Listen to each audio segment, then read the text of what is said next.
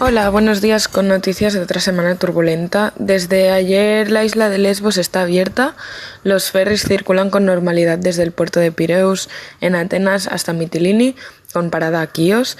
También desde ayer los bares están ya abiertos, así que en la isla se respira vida normal.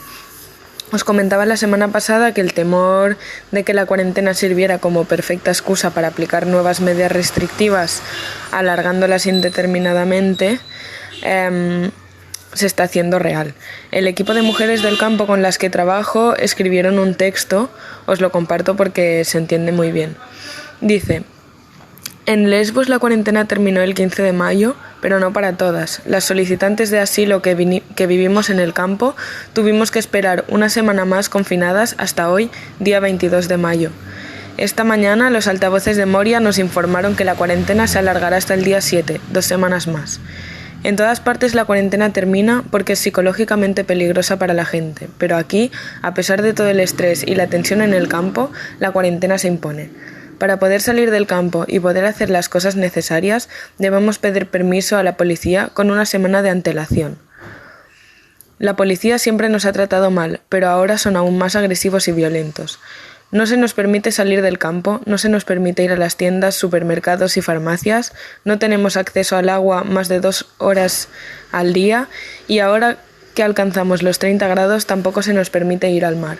Todo esto siendo aún más duro para las personas musulmanas debido a la época de Ramadán.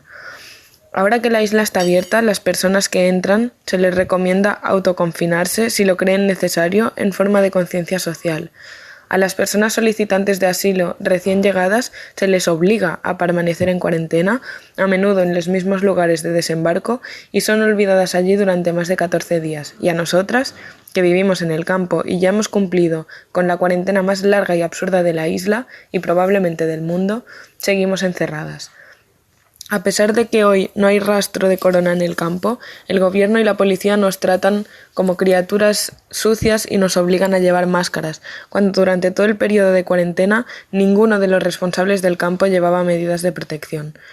No entendemos la razón de estas decisiones, solo vemos racismo y violencia. Abrid Moria, abrid los campos y abrid fronteras. Explicando un poco más detalladamente cómo comentan, para poder salir del campo necesitan un permiso del jefe de policía. Para poder conseguirlo tienen que hacer largas colas y solo un miembro por familia una vez por semana lo puede solicitar, y no siempre se les concede. Además, dentro de Moria la situación sigue siendo la misma que antes, no se han aportado nuevas formas de cuidados o de protección durante todas estas semanas de encierro y en este último mes, que ha coincidido con la época de Ramadán, tampoco se ha tenido en cuenta. Durante esta época las personas que están en ayuno durante el día deben tener una dieta precisa durante la noche, empezar con líquidos calientes para no ser agresivos con el estómago, seguido de alimentos altamente nutritivos y finalizar con una ingesta de alimentos grasos o con muchos azúcares que les permitan afrontar el día siguiente. No se ha ofrecido la posibilidad de acceder a las tiendas para aprovisionarse de comida necesaria. Durante las noches había constantes cortes de electricidad que impedían a la gente poder cocinar. No había suficiente agua para todas. Los números de pacientes en las colas de los servicios médicos del campo han aumentado exponencialmente durante todo este periodo. Lo bueno es que el fin de semana pasado era Eid Mubarak, el fin de Ramadán, y ya podemos observar una energía diferente en la gente del campo, aunque la situación no sea mejor. Mencionan también las nuevas llegadas. La semana pasada os comentaba que 2 embarcaciones más habían llegado y se discutía dónde se pondrían en cuarentena. Las llevaron al IRC, al mismo lugar que las llegadas anteriores, anulando así el proceso de cuarentena de 14 días, ya que cada vez que hay una nueva entrada en contacto con personas del exterior, la cuarentena debe empezar de cero. Y así ha vuelto a pasar esta semana. 67 personas llegaron durante la noche del viernes, 16 en el sur, que los mantendrán en cuarentena en el puerto de Mitilini durmiendo dentro de un autobús, y 51 en el norte, que las llevarán al mismo lugar que las llegadas anteriores. Aparte de estas llegadas, se está denunciando una práctica bastante común últimamente, los pushback o devoluciones en caliente, como llamaríamos en español, Cuando los guardacostas griegas identifican una embarcación en aguas griegas, la ley dice que están obligados a rescatar a las personas a bordo de la embarcación y traerlas a tierra. En este momento, las migrantes irregulares pueden solicitar asilo. Como ya observamos en varios vídeos virales a principio de año, los guardacostas griegos no suelen proceder con esta forma de actuación. Hasta ahora habían optado por impedir a las embarcaciones la llegada a aguas griegas, eximiéndose así de la responsabilidad, pero últimamente la práctica que más están usando es cargar a las migrantes en botes salvavidas y mandarlas de vuelta a Turquía. El lunes se recogían 72 personas en Turquía llegando en botes salvavidas, habiendo sido rechazadas desde aguas griegas intentando llegar a Lesbos, y el sábado 29 más. Parece una práctica extendida y aceptada por las diferentes autoridades y a la que se ha dado mucho uso durante estos últimos meses en el mar Egeo, una práctica ilegal e inhumana. Por último, esta semana en Moria hubo una gran pelea. Una mujer de 23 años murió apuñalada por otra mujer y varias peleas también durante 2 noches consecutivas que dejaron más de 10 personas con heridas graves. Quedamos conectadas para la semana que viene. Un abrazo muy fuerte y gracias por escuchar.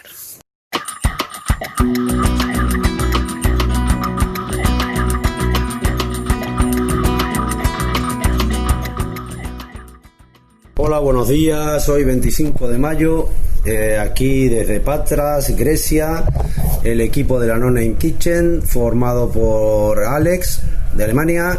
Hemos también recibido la visita de Alexia, de Italia, enfermera, que ha venido a apoyarnos muchísimo con el tema médico. Ha hecho un montón de curas muy, muy buenas. Y aquí también tenemos a Alba Díez y a Jorge Peña, de Burgos.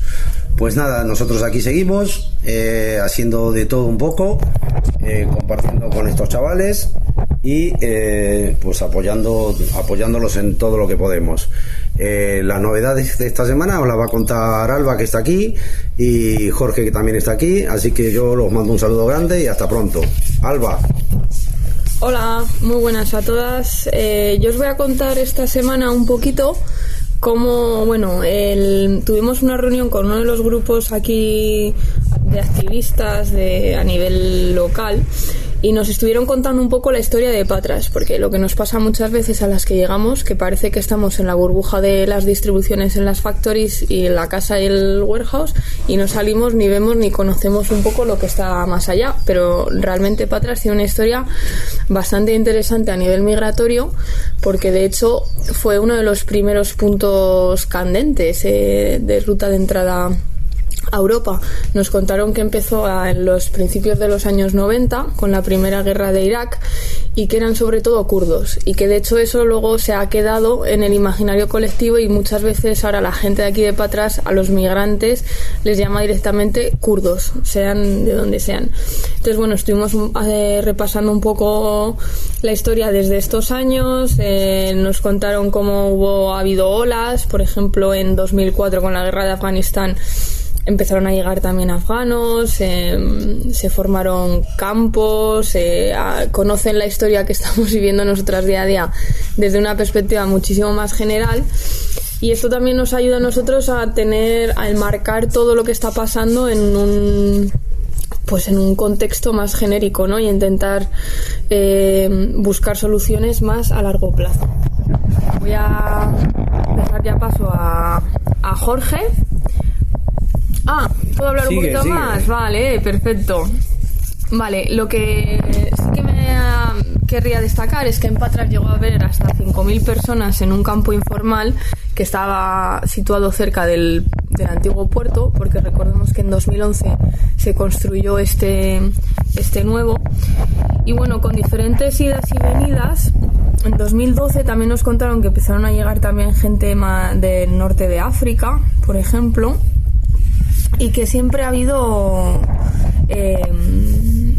ciertos eventos que generalmente eran palizas fuera de lo normal a los chavales por parte de alguien de la policía, que desencadenaban manifestaciones conjuntas. Los chavales en aquel entonces iban mucho a la ciudad, tenían un espacio común, cosa que a nosotras todavía no hemos visto de momento. Esperemos que en un futuro esa represión policial en el centro urbano se se aminoren un poco, ya vemos que todo esto puede cambiar y que nada es definitivo. Luego, una cosa que quiero destacar, y con esto voy acabando, nos hablaron de la operación que llamaron genocida en 2013, que fue como una operación a nivel nacional de limpiar las ciudades e intentar hacer esto muy mediático. Estuvimos hablando de ese paralelismo con lo que está pasando ahora, 7 años después, de cómo están intentando, pues eso, tomando a gente sobre todo en norte de Grecia e incluso de campos alrededor de Atenas y llevándoselos a Turquía, aprovechando el corona para meterles en campos y limpiar precisamente bajo su forma de vista las ciudades y los espacios y los territorios que llaman griegos. Y pues con esto voy a acabar. De momento no tenemos nombre a la operación, pero sí que estamos viviendo una situación bastante semejante. Un abrazo a todas y gracias por escucharnos. Jorge. Dale gas, Jorge. Hola, buenas, soy Jorge, desde aquí, desde Patras.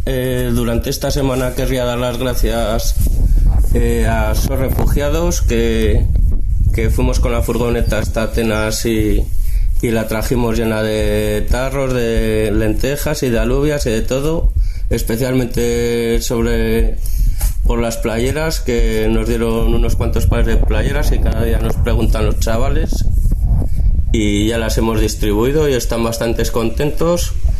Y también en especial pues 2 casos de violencia policial, a uno que le cogieron por los pies y le arrastraron y se raspó toda la espalda, y otro que también le tiraron contra el suelo causándole alguna herida y le cogieron el móvil. Y ahora me comenta Alba que ha vuelto la policía a devolverles el móvil y los papeles. Y nada, pues despedir un poco a Alba, que se nos va de ruta y... Qué pena más grande. Y pues pero me seguiréis escuchando, seguiré dando la brasa. Y para hacer la tarea que mejor sabe hacer None in the Kitchen, para seguir en las fronteras denunciando la violación de los derechos humanos en Igumenitsa. Pues nada, saludos a todas, muchas gracias y hasta la próxima. Abrazos. Un abrazo, adiós.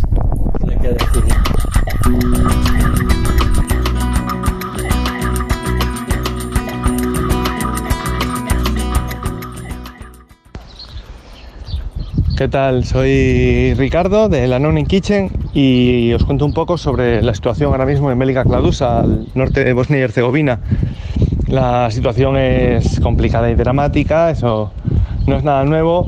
Ha habido muchos casos de devoluciones violentas en la última semana, como consecuencia, entre otras cosas, de las salidas o los intentos que se han llevado a cabo, porque bueno, el Ramadán acabó este domingo, el clima ha mejorado mucho y la situación de confinamiento y de claustrofobia, tanto en el campo oficial de Miral como en los squads y asentamientos informales, pues ha ayudado. Un factor importante ha sido también la expulsión, redada, que se ha llevado a cabo en lo que se conocía como Old Factory, una fábrica abandonada cerca del campo de Miral, donde vivía mucha gente. A veces ha habido 35, a veces ha habido hasta 120 personas allí, y la policía bosnia llegó hace más o menos una semana, echó a la gente de allí, prendió fuego a muchos de sus bienes. Había tiendas de campaña, sacos de dormir, comida, cocinillas, un montón de cosas que habíamos ayudado a montar durante muchos meses con el curro de voluntarios locales e internacionales, y todo se fue un poco al garete en media hora y supuso que mucha gente se tuviese que ir a dormir al raso, al bosque. Mucha gente se fue al game directamente, con casi lo opuesto. Y bueno, la situación es bastante terrible, las necesidades son muchas, faltan brazos, faltan piernas, falta gente voluntaria y no damos abasto, a pesar de que el proyecto de vouchers o cupones que llevamos semanas contando, pues funciona bastante guay, y desde que empezamos con los supermercados, dando la opción a las personas en tránsito de comprar un poco lo que quieran dentro de un presupuesto asignado, pues también ha ayudado mucho, y la gente, bueno, pues le ha dado una pizquita de felicidad, ¿no? dentro de las circunstancias. La presión policial no es solo en la calle, también en los despachos. Se ha propuesto un decreto por el cual se legaliza la ayuda a personas en tránsito en asentamientos informales, a no ser que tengas un convenio clarísimo con una agencia de Naciones Unidas o con la red, con la Cruz Roja de Bosnia y Herzegovina. Y esto, bueno, pues está poniendo en aprietos a todos los voluntarios. Todavía no ha entrado en efecto, pero bueno, tanto la gente de a pie como la policía hablan de que es cuestión de tiempo. Un paso más en la criminalización de la solidaridad, que vamos a ver cómo afecta, ¿no? Sobre todo a la gente local. A la gente internacional ya nos tenían jodidos por la falta de visas para voluntarios, ¿no? Que es algo que no se emite. Entonces, bueno, teníamos que buscarnos las castañas como turistas, simplemente ayudando. Ayudar a una persona en necesidad, darle un bocadillo, se acerca más a derechos civiles. Estamos consultando con diferentes abogados y temas de servicios legales para ver hasta qué punto es compatible con el marco constitucional este nuevo decreto, y os iremos contando porque todavía no está nada en claro, como suele ser en Bosnia y Herzegovina, al menos para nosotros no bosnios.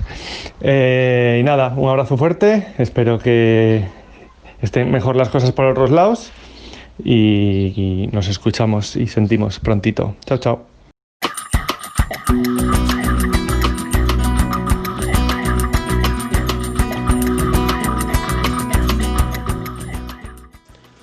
Hola a todas las personas que nos escuchan, acá Tomás desde SHID con las novedades de lo que está ocurriendo en Serbia.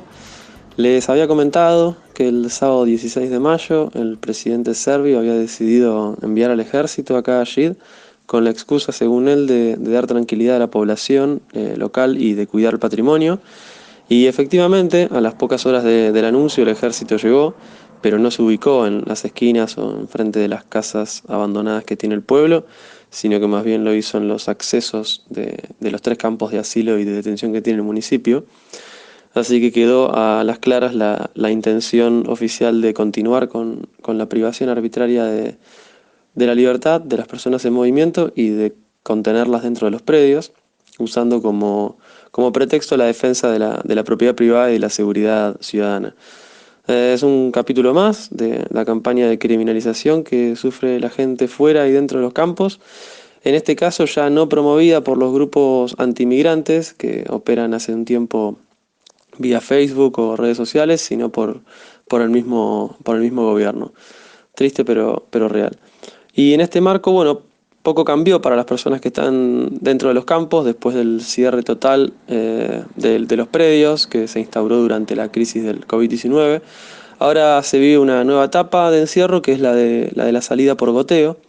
¿Y a qué voy con esto? Bueno, según los testimonios que podemos recolectar en los diferentes campos, la modalidad del gobierno es permitir la salida transitoria de entre 20 y 30 personas por día, por plazos de 1 hora, a veces 2, 3, en grupos pequeños de 2 o 3 personas.